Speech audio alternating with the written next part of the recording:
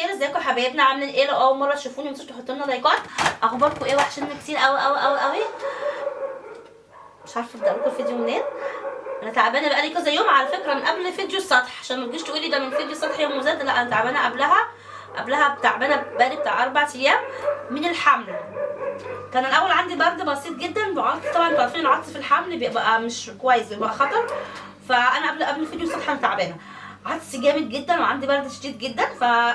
كنت واقفه في المطبخ فعطست عطسه جامده، بطني شنجت جامد جامد جامد ونزل عليا نزيف. ماشي، هو مش كتير بس نزيف.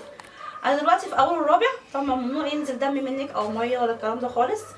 فانا يا جدعان تعبانه جدا جدا، عايزاكم تدعوا لي دعاء كبير قوي قوي، يعني مش دعاء حبه صغيرين. تعبانه برد وتكسير في العظم، وبعمل جلسات من دي بتاع 4 مرات في اليوم ولا اكتر كمان، وباخد كمان تثبيت كتير. يعني انا مش عارفه اقول لكم تثبيت تساوي حقن اهيت، باخد تثبيتات كتير وجسمي كله مكسر بطريقه يعني جامده. حتى قلت يمكن كورونا، بس انا عندي بشم حاجه بسيطه، قلت يمكن كورونا.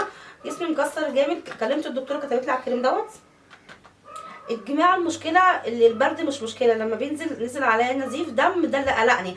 هتقولوا لي ده الست قلقانه ليه؟ خليه ينزل، ده حرام. يعني انا في 4 شهور لو مصدقت خلصت الاول والتاني والتالت دخلت على الرابع كمان ينزل عليا دم، فده حرام. يعني ولدت كل يوم ولا سقط كل سنه؟ السقط اصلا صعب جدا. الدكتوره كتبت لي على الكريم دوت، ده مرطب بقيت استخدميه صبح وليل، وخدت دوت فوار للبرد.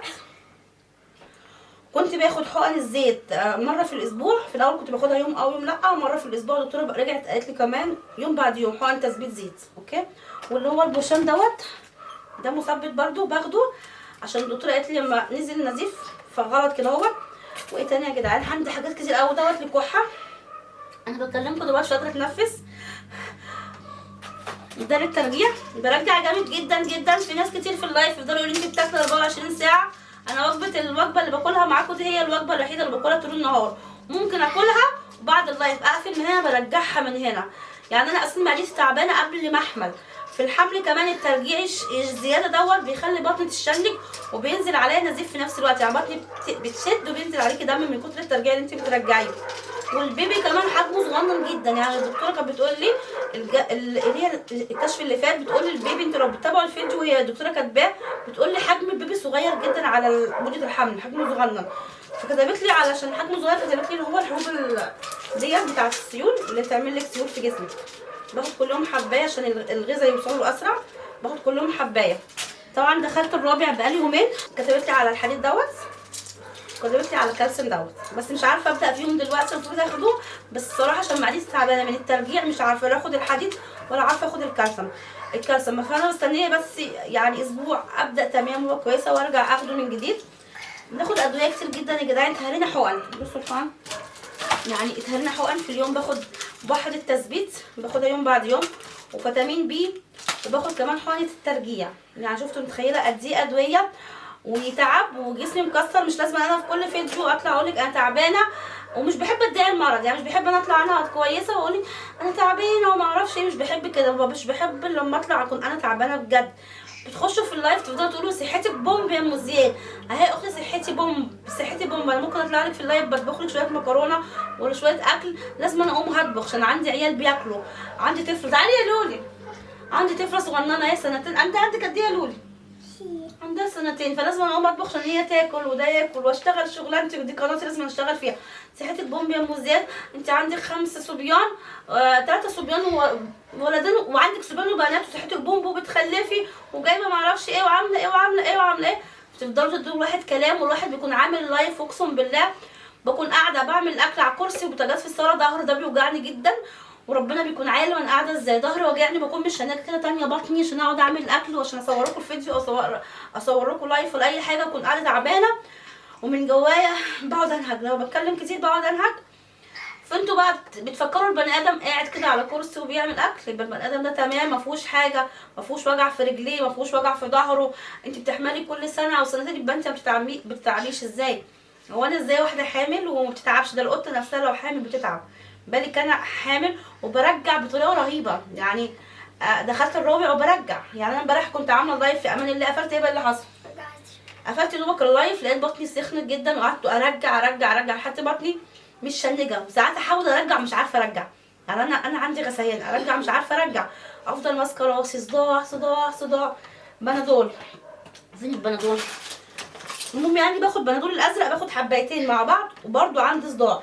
جبت الفوار ده برده، ده للبرد، وباخده برده كمسكن للصداع، برده عندي صداع. اعمل ايه؟ هو بنادول اهوت، الشريط خلص. باخد حبايتين، يعني كل ما يجيلي صداع باخد 2 مش باخد واحده، المفروض يعني واحده، بس انا باخد 2 عشان زياده. فيا جدعان ادعوا لنا ربنا يشفينا يا رب ويشفي كل مريض، ويبطلوا كمان كل شويه صحتك بومب يا موزات، صحتك بومب يا موزات، حرام عليكم. اقسم بالله انا تعبت من كتر الحقن، يعني انا لسه واخده حقن اهيت، يعني انا تعبت من كتر الحقن، انا اتهريت. انا من ساعه ما حملت في الحمل دوت يمكن في الشهر الواحد واخده بتاع 30 40 حقنه. هتقولي هو حد قالك احملي يا موزات؟ نصيب ربنا هو اللي اداني، وربنا هو اللي اداني، المفروض انا احافظ عليه، مش عشان اول ما نزل مني شويه دم خلاص بقى اقول لا خلاص نزل دم انزله بقى، يلا يلا مش مشكله، انا كده كده عندي 5، لا احافظ عليه برده. فادعوا لي بقى ربنا يثبت لي حمل ويرزق كل مشتاق يا رب، يرزقكم جميعا يا رب، ويخليكم كويسين كده معايا عشان ادعي لكم. والله دعوتي مستجابه، دعوتي مستجابه. بصوا النهجان، بنهج مش قادره اتكلم مش قادره اتنفس، وبرده كحه. قولوا لنا اي حاجه لو تعرفي برده ممكن اشرب اعشاب. انا سالت الدكتوره قالت لي اشربي بس مش كتير، بس انا خايفه اشرب اعشاب. بشرب نعناع وبقلق برده، بيقول لي عشان دافي بيجيب هو اللي بيعمل النزيف. فاكتبوا لنا برده لو تعرفي اي حاجه للبرد. وليمون، شربت ليمون موع على نفسي. اكتبوا لنا حاجات. انا في عيلي لما كان بيجي لي برد كنت ساعات بكبر دماغي، ما اخدش علاج وافضل نايمه، افضل نايمه في السرير، كنت بتعب اكتر. فاكتبوا لنا لو تعرفي اي مشروب اعشاب ولا حاجه تبقى لنا في التعليقات. كلام يا هوبه، مش انت خايفه عليا؟ قولي قولي، مين هيعمل لي اكل دلوقتي وانا تعبانه؟ لولي. لا لولي. اهو دلوقتي رقدت يا اختي في السرير. مين هيقوم يصور لكم بقى فيديوهات روتين وطبخ؟ مين اللي هيقوم؟ لولي هي تنصير. لولي حنينه جدا يا قلبي. هقعد بقى مش عارفه اصور فيديوهات في القناه، وافضل اقول لحبيبي يلا يا بنتي قومي، يلا يا بنتي قومي، مش عارفه ايه، وهتعب. هضطر برده وانا تعبانه كده هقوم برده اعمل حاجتي. والله العظيم انا كنت بورد قلبي بيدق جامد يا جدعان. في حاجه تحصل لي ولا ايه يا جدعان؟ اللي ما بيكونش دي امه ولا حاجه، فانت لازم غصب عنك تقومي تعملي حاجتك. يعني انا لما كنت والده لولي، انتوا لو متابعوني ساعه لولي، كنت قمت انا والده قيصريه، وقمت تاني يوم كنت بعمل لنفس الاكل، قمت حميتها ونضفت لها، عشان مالكيش ام تيجي تخدمك واختك بعيده عليكي. فمين اللي هيجي يعمل لك؟ هتضطر انت غصب عن بوزك هتقومي تعملي حاجتك. هتقولي بنتي كبيره اعملي يا بنتي، هتفضلي تقولي لها يا بنتي يا بنتي يا بنتي يا بنتي، ظهرك بقك هيوجعك وظهرك، فهتضطري تقومي انت تعملي حاجتك. فادعوا لنا بقى ربنا يكمل لنا حملنا على خير ويرزق كل مشتاق يا رب. ولو اخرت عليكم شويه في الفيديوهات بقى استحملونا يا جدعان، استحملونا حبه. لو محمد وحبيبي قاموا قدروا يصوروا فيديو يعني خير وبركه، وهبه بتفكر في فيديوهات. لو هم قاموا يصوروا فيديوهات خير وبركه، ادعوا لنا بقى ربنا يثبت حملنا ويرزق كله مشتاق يا رب. بس كده انا عملت الفيديو ده عشان اطمنكم عليا، عشان في ناس كتير برده في اللايف التيك توك بتفضل تقول لي شكلك تعبان شكلك تعبانه، فعلا شكلي تعبان، وبيقولوا وشك، بيقولوا خسيت. لا انا حاسه ان انا تخنانه من الحمل مش من الاكل يعني، بس حاسه ان انا تخنانه. ادعوا لنا بقى يا جدعان دعاء كتير قوي قوي قوي، وحطوا لايكات عشان الفيديو يكبر. ادعوا لنا ربنا يثبت حملنا ويرزق كل مشتاق، ويقوينا على عيشتنا ويقوينا على شغل بيتنا وكده اهو، ويقوينا على البيت دي. البيت دي مطلعه عين امي ما بتسمعش كلامي، ويقوينا على عيشتي. ماشي بس كده يا جدعان، خلصنا الفيديو. ادعوا لنا بقى، والسلام عليكم ورحمه الله وبركاته. باي باي.